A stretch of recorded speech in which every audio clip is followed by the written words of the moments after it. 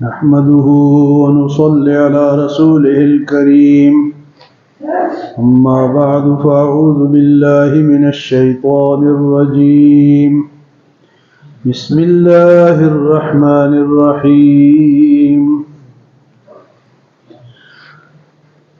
وقالوا لولا نزل هذا القرآن على رجل من القريتين عظيم أهم يقسمون رحمة ربك نحن قسمنا بينهم معيشتهم في الحياة الدنيا ورفعنا بعضهم فوق بعض درجات ليتخذ بعضهم بعضا سخريا ورحمة ربك خير مما يجمعون.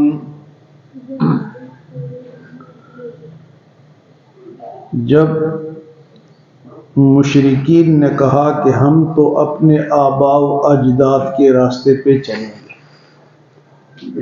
تو اللہ پاک نے فرمایا کہ آباء و اجداد کے راستے پہ ہی چلنا ہے تو ابراہیم علیہ السلام کے راستے پہ چلو جو کہ تمہارے جد امجد ہیں،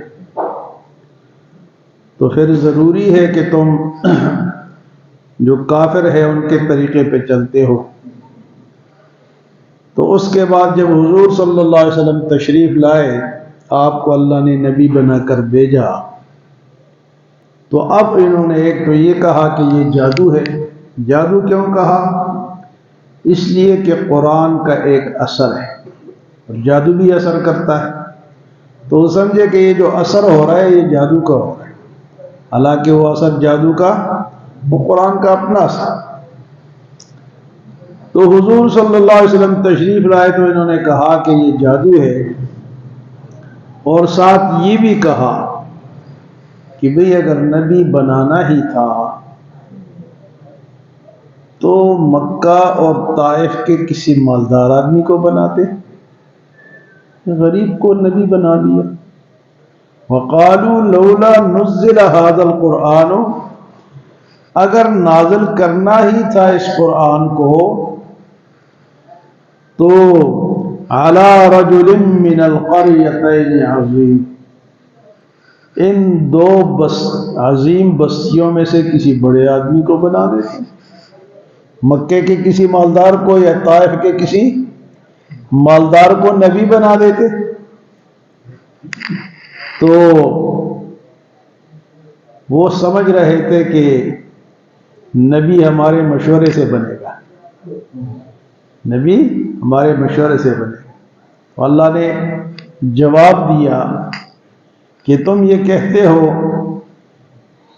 کہ مکہ اور طائف کے کسی بڑے آدمی کو نبی بنا دیا جاتا، یہ تو غریب آدمی ہے، یہ تو یتیم بھی ہے اور اس کا تو اپنا گھر ہے اور جناب اپنے چچا کے ساتھ رہتے ہیں، غریب آدمی کو نبی بنا دیا. تو اللہ پاک نے فرمایا کہ یہ تو نبوت ہے، یہ تو میری رحمت ہے، یہ تو میں جسے چاہتا ہوں اسے بناتا ہوں. نبی بننے کے لیے کسی مال کی ضرورت نہیں ہوتی، نہ کسی جسمانی طاقت کی ضرورت ہوتی ہے، نہ جناب کسی عبادت کی ضرورت ہے کہ اتنی عبادت کرے گا تو وہ نبی بنے گا، یا اتنے مالدار ہوگا تو وہ نبی بنے گا، یا اتنا طاقتور ہوگا تو وہ نبی بنے گا. نبی تو اللہ روحانیت کو دیکھتے ہیں کہ جس شخصیت کے اندر زیادہ روحانیت ہے، قابلیت ہے، ذہانت ہے، اللہ کے وحی کو برداشت کر سکتا ہے، آگے پھیلا سکتا ہے، اللہ اس کو نبی بناتا. نبی تو اللہ کا منتخب شدہ بندہ ہوتا ہے، کوئی عام بندہ تو نہیں بن سکتا. تو انہوں نے کہا جی مکہ اور طائف کے کسی بڑے آدمی کو نبی بنا دیتے اگر بنانا تھا. تو اللہ پاک نے فرمایا اہم یقسمون رحمت ربک، یہ نبوت جو ہے یہ تو میری رحمت ہے، یہ کس طرح یہ خود تقسیم کر سکتے ہیں؟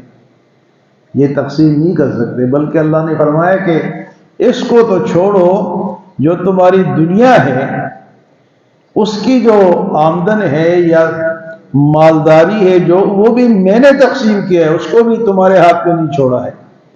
اہم یقسمون رحمت ربک نحن قسمنا بینہم معیشتہم.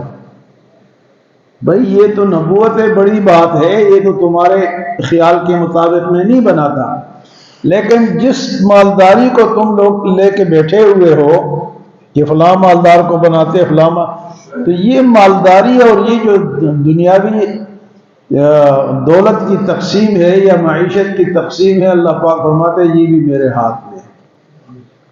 نحن قسمنا بینہم معیشتہم فی الحیات الدنیا. دنیا کی جو معیشت ہے یہ کس کی تقسیم ہے جی؟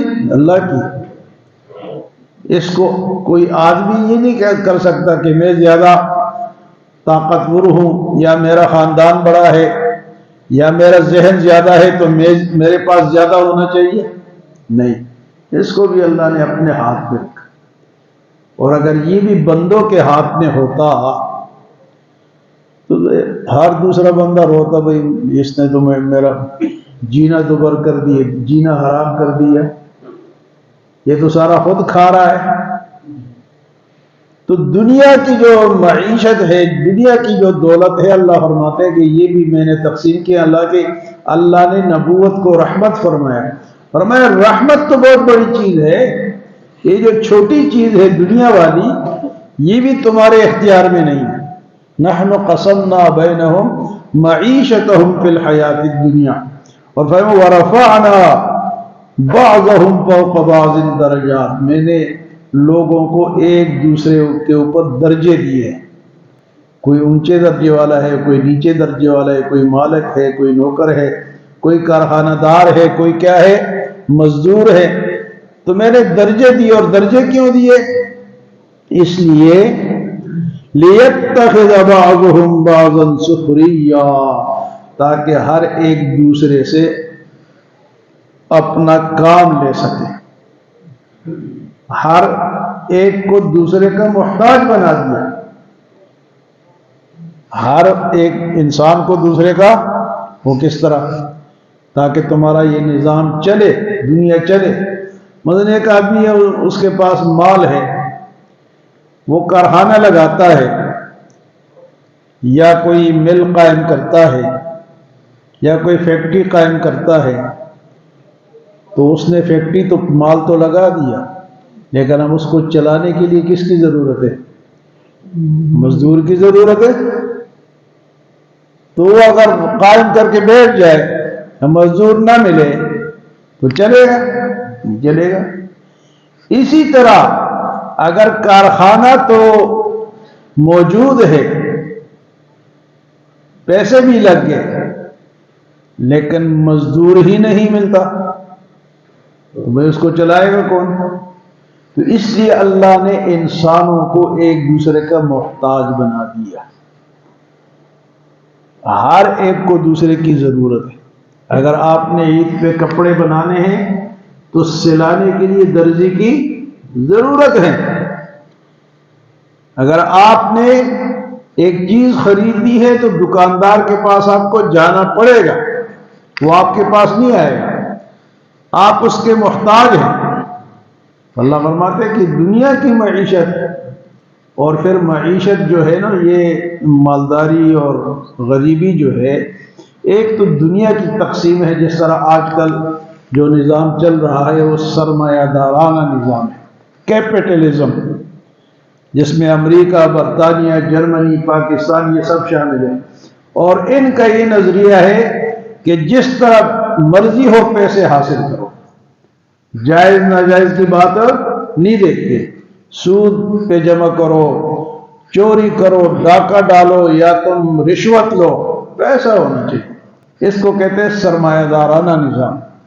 اور ایک ہے اشتراکی نظام، کمیونزم، جو کہ روس اور چین اور ان لوگوں کا ہے. وہ کہتے ہیں کہ ہر دولت جو ہے وہ حکومت کے پاس ہوگی اور مزدور صرف کام کریں گے، ان کو صرف خرچہ ملے گا. یہ کمیونزم ہے، اس میں بھی ظلم ہے، اور یہ جو سرمایہ دارانہ نظام ہے اس میں بھی ظلم ہے. اسلامی نظام معیشت کیا کہتی ہے کہ تم جائز ذریعے سے پیسے کماؤ اور جائز ذریعے سے اس کو خرچ کرو. ناجائز اسلام اجازت نہیں دے رہا کہ تم چوری کرو، ڈاکہ ڈالو، کم تولو، جھوٹ بولو، نہیں، صاف شفاف کام کرو، جو تمہارے قسمت میں ہوگا وہ تمہیں ملے گا۔ اور خرچ کا بھی اسلام نے بتا دیا کہ یہاں خرچ کر سکتے ہو، یہاں نہیں کر سکتے، تو کمانے پہ بھی پابندی اور خرچ کرنے پر بھی پابندی، مرضی نہیں چلے گی۔ پھر یہ بھی کر دیا کہ جس کو مال دے دیا اللہ نے اس پہ فرائض بھی ڈال دیے کہ تو نے زکوٰۃ دینی ہے، اگر زمین ہے تو نے عشر دینا ہے، اب صدقہ فطر دینا ہے، قربانی کرنی ہے، اور اپنے غریب رشتہ داروں کا اور مسلمانوں کا خیال بھی رکھنا ہے۔ تو اسلام تو یہ نظام عادلانہ دیتا ہے، لیکن سرمایہ دارانہ نظام، کیپٹلزم اور سوشلزم میں یہ ہے کہ سارے حکومت میں جتنے بھی لوگ ہیں وہ کام کرتے ہیں، پیسے حکومت اپنے پاس جمع کرتی ہے، اور ان میں جو حکومت جن کے پاس حکومت ہے وہ سارا پیسہ ان کے پاس ہوتا ہے، اپنی مرضی سے خرچ کرتے ہیں۔ جو غریب مزدور کام کرتے ہیں ان کو پورا معاوضہ نہیں ملتا، اور اگر کوئی ان کے خلاف بولتا ہے تو اس کو ختم کر دیتے، مار دیتے۔ یہ سوشلزم میں اور اس میں روس کے اس نظام میں یہ طریقہ ہے۔ تو اللہ پاک فرماتے ہیں کہ نبی میرا جو ہے وہ تو میری رحمت ہے، وہ تو میں جس کو چاہوں گا بناؤں گا۔ وَلَقَدْ اصْطَفَيْنَا مِنَ الْأَخْيَارِ، میں جسے چاہوں گا نبی بناؤں گا، کیونکہ اللہ جانتے ہیں کہ کس انسان میں کیا صلاحیت ہے۔ وہ مالداری پہ ڈیپینڈ نہیں کرتا کہ مالدار ہوگا تو نبی بنے گا، یہ تو انسانوں کی سوچ ہے، ہماری سوچ ہے۔ اللہ تو جسے چاہتا ہے اسے نبی بناتا ہے۔ تو انہوں نے کہا جی ان دو بستیوں کے کوئی بڑے آدمی کو، بڑے سے مراد کیا تھا؟ مالدار۔ اور اللہ نے فرمایا کہ اہم یقسمون رحمت ربک، میری رحمت کو تم تقسیم کرو گے، تم اپنے آرام سے بیٹھو۔ ہاں جی، نحن قسمنا بینہم معیشتہم فی الحیات الدنیا، تمہاری دنیا کی معیشت کو بھی میں نے تقسیم کیا ہے، جسے چاہتا ہوں زیادہ دیتا ہوں، جسے، اور ویسے بھی انسانوں کی اپنی صلاحیت بھی ہوتی ہے۔ ایک آدمی ہے وہ انجینئر ہے، وہ گھنٹے کا ہزاروں روپے کماتا ہے، اور ایک آدمی مزدور ہے وہ 12 گھنٹے میں اتنے نہیں کماتا۔ اللہ نے اسی طرح ایک آدمی طاقتور ہے، دوسرا کمزور ہے، تو یہ اللہ نے یہ مختلف ان کے اندر یہ قسمیں رکھی ہیں، تو اس کو کوئی چھین نہیں سکتا کہ ایک آدمی خوبصورت ہے دوسرا کہے میں کیوں نہیں خوبصورت۔ بھئی اللہ کی تقسیم ہے، تو کیا کر لے گا۔ اسی طرح مالداری میں بھی اللہ کی تقسیم ہے، اس کو کوئی اپنے ہاتھ میں نہیں۔ ہاں اللہ نے ایک دوسرے کا محتاج ضرور بنا دیا کہ تم اس کا کام کرو، تم موچی کے پاس تمہیں جانا پڑے گا، درزی کے پاس جانا پڑے گا، وہ تمہارے پاس آئے گا، وہ تمہارا محتاج ہے، تم اس کے محتاج ہو۔ فرمایا دنیا کی معیشت بھی اللہ پاک تقسیم فرماتے ہیں۔ یہ کوئی آدمی یہ نہیں کر سکتا کہ میں سارے پنڈی کا مالک بن جاؤں، بن ہی نہیں سکتا۔ ہاں جن کو اللہ حکومت دیتے ہیں ان کے اوپر پھر یہ فرائض ہوتے ہیں کہ کوئی جو ذرائع آمدن ہے اس پہ ظلم نہ ہو، اجارہ داری نہ ہو۔ اجارہ دار ہوتے ہیں نا، ذخیرہ اندوز اجارہ دار، اپنے مال سے چیزیں خرید کے ایک جگہ رکھ دیتے ہیں اور باقی بیچارے پھر حکومت کا کام ہوتا ہے کہ اس پہ چیک اینڈ بیلنس کریں۔ تو فرمایا کہ یہ لوگ کہتے ہیں وَقَالُوا لَوْلَا نُزِّلَ هَذَا الْقُرْآنُ عَلَى رَجُلٍ مِّنَ الْقَرْيَتَيْنِ عَظِيمٍ، اور یہ کہتے ہیں کہ کیوں قرآن کو بستی کے دو بڑے بستیوں کے مالدار آدمی پہ نازل کیوں نہیں کیا گیا۔ فرمایا اہم یقسمون رحمت ربک، یہ تو میری رحمت ہے، نبی بنانا یہ تو میری رحمت ہے، یہ اس کو یہ تقسیم کریں گے۔ فرمایا اس طرح نہیں ہے، بلکہ نحن قسمنا بینہم معیشتہم فی الحیات الدنیا، بلکہ دنیا کی معیشت بھی تمہارے درمیان میں تقسیم کرتا ہوں۔ وَرَفَعْنَا بَعْضَهُمْ فَوْقَ بَعْضٍ دَرَجَاتٍ، اور میں نے تم میں سے بعض کو بعض پر درجے دیے ہیں، لِيَتَّخِذَ بَعْضُهُمْ بَعْضًا سُخْرِيًّا، تاکہ میں ایک کو دوسرے کا محتاج بناؤں، وہ اس سے اپنا کام لے، خدمت لے۔ وَرَحْمَةُ رَبِّكَ خَيْرٌ مِّمَّا يَجْمَعُونَ، اور اللہ کی رحمت، یہ جو تم مال جمع کرتے ہو، اس سے اللہ کی رحمت بہت بڑی ہے اور اچھی ہے۔ یعنی کوئی آدمی یہ کہے نا کہ فلاں کے پاس اتنا مال ہے، اور دوسرا کہے کہ وہ تو اتنا نیک آدمی ہے، تو اس مالدار سے یہ نیک زیادہ اللہ کے نزدیک بہتر ہے۔ ان اکرمکم عند اللہ اتقاکم، اللہ کو کون پسند ہے؟ جو تقوی والا ہے۔ مالداری میٹر نہیں کرتی ہے کہ مالدار ہو تو اللہ کو پسند ہے، اللہ کو تقوی والا، اللہ سے ڈرنے والا جو ہے وہ اللہ کو پسند ہے۔ اللہ ہمیں عمل اور سمجھ کی توفیق عطا فرمائے۔